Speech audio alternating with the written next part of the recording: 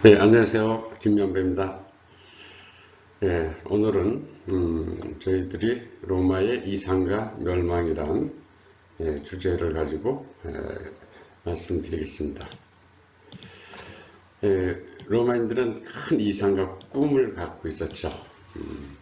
결국 세계 정복이라고 하는 이상과 꿈을 가지고 있었습니다. 그리고 로마인들은 제국으로까지 성장을 해서 로마인들은 자신들의 이상을 완벽하게 실현했습니다. 이상을 현실로 그대로 실현시켰다는 얘기죠. 근데 바로 그 순간이 이제 로마는 타락과 멸망의 길을 갈 수밖에 없는 운명이 됐습니다. 이 이야기를 우리가 더 크게 보면은 사람이 꿈과 이상으로 산다는 것이죠. 로마인들이 제국이 되면서 이상을 실현한 후에 더 이상의 꿈과 도전 정신을 잃어버렸죠. 바로 그 순간이 타락과 멸망의 길로 가게 됐다는 것이죠. 그러니까 우리가 현실적으로 실제적으로 강하다고 해서 살아있는 게 아니죠. 인간은 열악하고 가장 하찮은 상태에 있을지라도 꿈과 이상이 있으면 위대하게 살아갈 수 있지만 아무리 큰 제국과 큰 세계를 정복한 땅과 부가 있을지라도 이상과 꿈이 없으면 타락하고 멸망할 수밖에 없다는 것을 또 보여준다고 할 수 있겠습니다.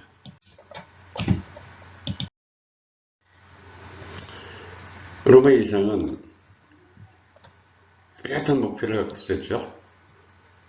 뭡니까? 전 세계를 통치하라. 이것이 로마인들의 이상이었죠. 그 방법은 바로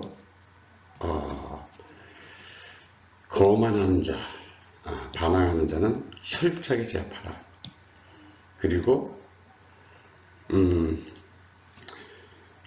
패배를 인정해서 로마법을 따르는 자에게는 관대하게 대하라. 이것이 로마인들의 이상이고 방법이었죠. 이 방법을 통해서, 이 이상을 통해서 그대로 실현시킨 것이 하다 보니까 제국으로까지 성장을 하게 되었다는 것이죠.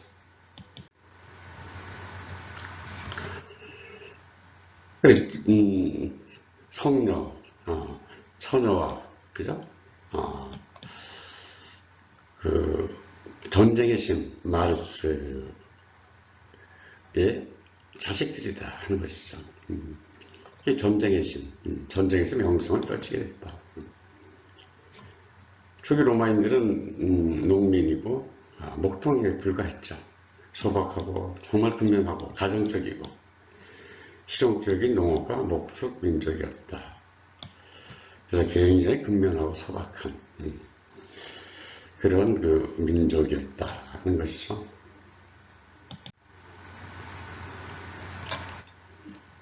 자, 민족의 숫자가 늘어나면서 영토가 필요했죠. 근데 모든 다른 민족들은 로마보다 더 강했었다는 거죠. 그래서 강했다는 것은 좋은 위치에 자리를 차지했다는 것이죠. 저 산꼭대기 요새의 나라를 다 건설했죠. 소위 명당이라고 하는 것은 유럽에 가보면 그죠? 산꼭대기 수배하기 좋은 곳이 명당이에요. 근데 로마는 나중에 나라를 건설하다 보니까 누구도 거들떠보지 않는 가장 나쁜 땅, 로마, 저지대, 또 작은 언덕으로 된 곳, 가장 나쁜 땅에 로마를 건국할 수밖에 없었죠. 자, 외국에서 누가 공격해 온다면 로마는 방어하기에 굉장히 열악한 그런 곳에 위치하고 있었습니다. 그래서 객관적으로 보면 로마는 다른 민족이 공격을 해오면 그대로 몰살을 할 수밖에 없는 그런 가장 나쁜 땅에 나라를 건설했다는 것이죠. 방어를 하기 위해서 전력을 해서 저항을 하게 되죠. 근데 로마는 방어하기에 너무 나쁜 땅이었죠. 불평등했던 거죠. 그렇죠? 그리고 전쟁을 해도 불공정한 거죠. 그러나 그 불평을 하면은 몰살밖에 없어요. 패배자가 되는 거죠. 공정하지 못해, 평등하지 못해, 가장 나쁜 땅, 가장 열악한 곳에 나라를 건설했다. 그래서 살아갈 생존 방법을 생각하게 된 거죠. 공정하지도 못하고 평등하지 못한 가장 불평등한 곳에 나라를 건설했기 때문에 방어로는 안 되고 완전히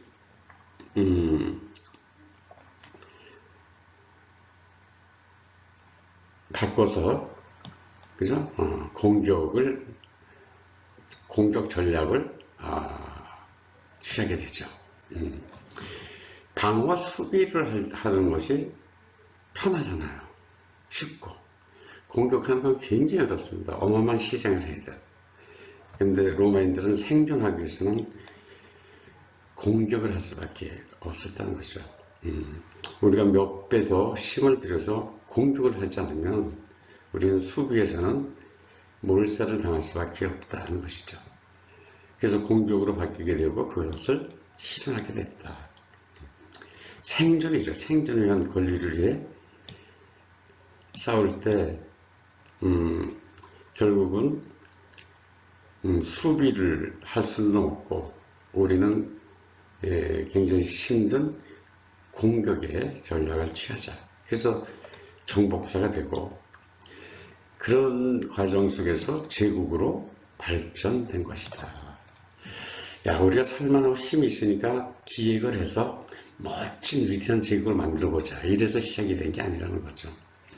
죽지 않고 생존하기 위해서 그 저지대인 로마에서 나가기 위해서 그 저지대에서 벗어나기 위해서 길을 닦고 자꾸 로마의 영역을 넓히다 보니까 가장 큰 제국으로 발전하게 됐다는 것이죠.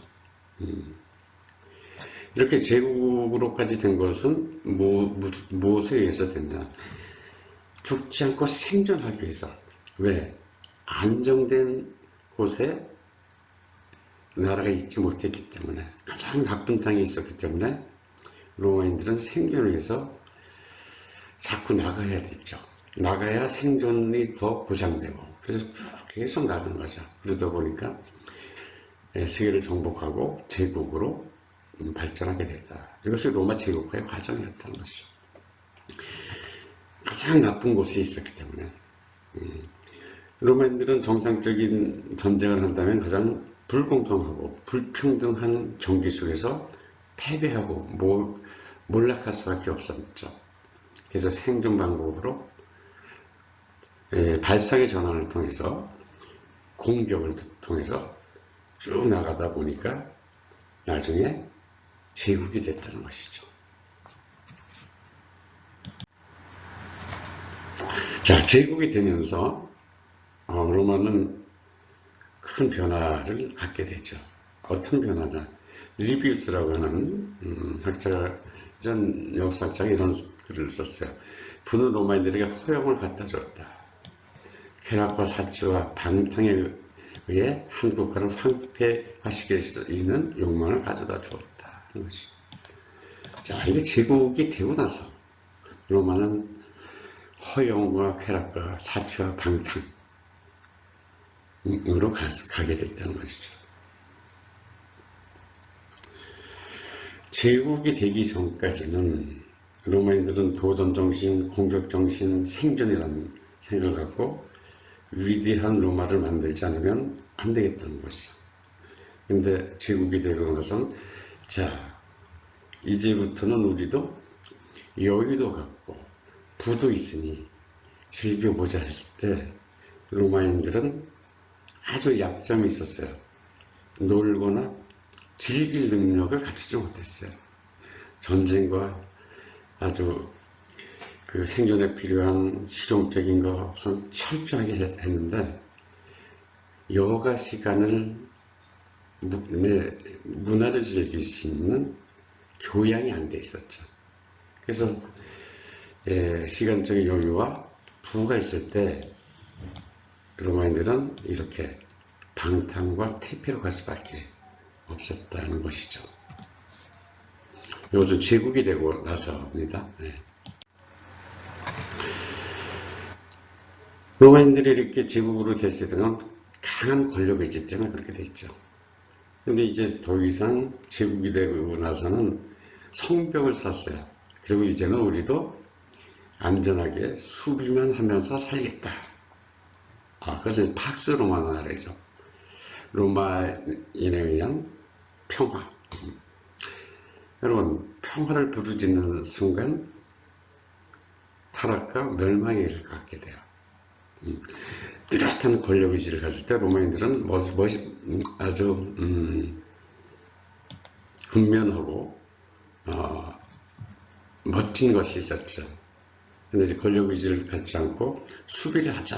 우리들이 이제 공격을 하지 말고 수비하면서 살자. 그래서 더 이상 땅을 넓히지 말고 또 이민족이 침략하지 못하도록 성벽을 쭉 쌓자.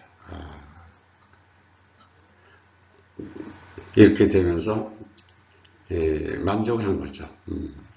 근데 권력의지를 잃어버리게 된 거죠.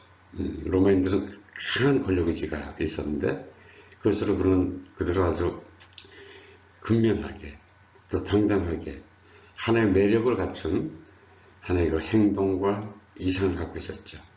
근데 권력의지를 잃게 되자 퇴폐적인 세디즘으로 나타나게 된다. 특히 로마인들의 성생활에 있어서 이런 퇴폐적인 성향은 제국시대에 광범위하게 나타난다. 우리가 여가와 문화를 즐기는 데 있어서는 사랑이 굉장히 중요해요. 사랑. 성생활이라고 하는 것. 여기에 있어서 굉장히 퇴폐적인 성향이 제국시대에 나타나게 된다는 거죠. 로마인들은 굉장히 건전했어요. 부지런하고. 그리고 세계의 정복과 권력이라고 하는 것을 위해서 일사불란하게 정말 근면하고 건전하게 나갔죠. 그래서 이것을 권력의지를 잃게 되면서 아주 타락과 퇴폐의 길로 가게 됐다.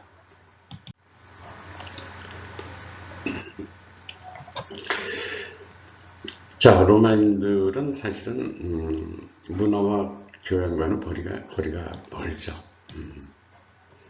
그래서 그리스도에 접촉을 하면서 로마 문학을 낳게 됐다. 근데 로마 문학도 상당히 실용적인 거예요. 교양적인 것보다. 그래서 문학을 귀족들만 그 책을 읽고 공부를 했으니까 그걸 클래식이라죠. 클래식. 최상류층 그리고 문화를 갖춘 자. 로마인들은 문학도 실용적으로 문학을 통해서 멋지게 웅변을 하고 연설을 하고 그리고 사람을 설득하는 하나의 기술로서 문학을 공부했어요. 문학을 감상하고 창조하고 이런 것보다 문학에 나오는 문학 속의 멋진 글을 통해서 웅변술이 발달된 거죠. 웅변술. 그래서 귀족들은 문학 공부돼서 멋진 웅변, 그래서 원론이 돼서 멋지게 웅변하는 할 수 있는 도구로서 문학이라고 하는 교양식이잖아요. 근데 로마인들은 문학도 실용적으로 했다. 멋진 정치가 원론이 돼서 멋진 웅변으로서 사람을 설득하는 기술로 문학을 공부했다. 그렇죠.